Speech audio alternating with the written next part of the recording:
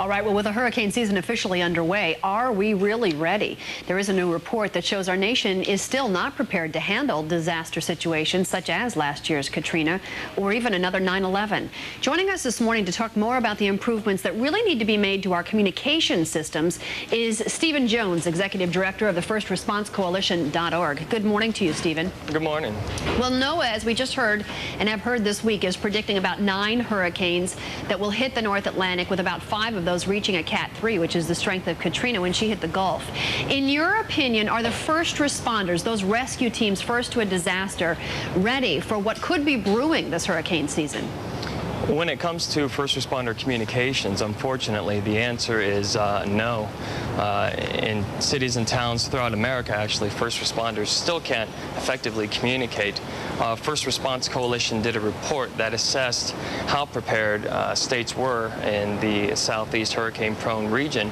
And what we found that some states have made advances, South Carolina and Florida, for example, but that largely speaking, most states in their efforts to achieve communications interoperability are largely uncoordinated and disjointed. Mississippi, one of those. In fact, in the recent Newsweek article, you talked about kind of this patchwork system of radio systems that we use to communicate in emergency situations. Explain really what the dynamic is there and how bad that really can be in some areas like Mississippi.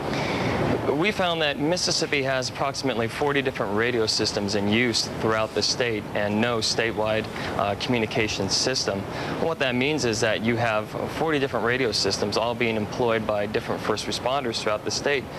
Very few of those which are compatible with one another.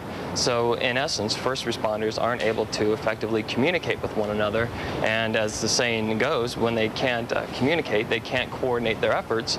That puts not only the lives of first responders at risk, but puts the lives of the communities that they protect at risk as well. Understandably so, with a lack of communication there. And it's really not a new problem just discovered during Katrina. If you go back to 9/11, there were communication issues there as well that were blamed for the deaths of about 120 firefighters, right?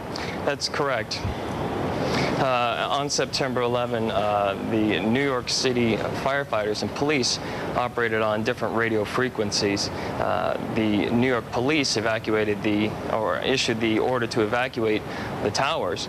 Because they operated on different frequencies, the firefighters didn't receive that evacuation call, and as you mentioned, approximately 120 firefighters lost their lives that day. However, I will say it shouldn't take a September 11 or a Katrina or a Rita or any other national tragedy to remind us that this is a problem that exists in communities throughout America on routine emergencies. The federal government has committed about $11 billion, I believe, to update our communications system. What's being done with that money, and is it being put to good use? Honestly, I wish I could tell you. Since 2001, the federal government has allocated approximately $11 billion to the states for Homeland Security. We're not sure, frankly, and neither is the GAO, the congressional watchdog, how that money is being spent once it gets to the states and then redistributed to localities throughout the state.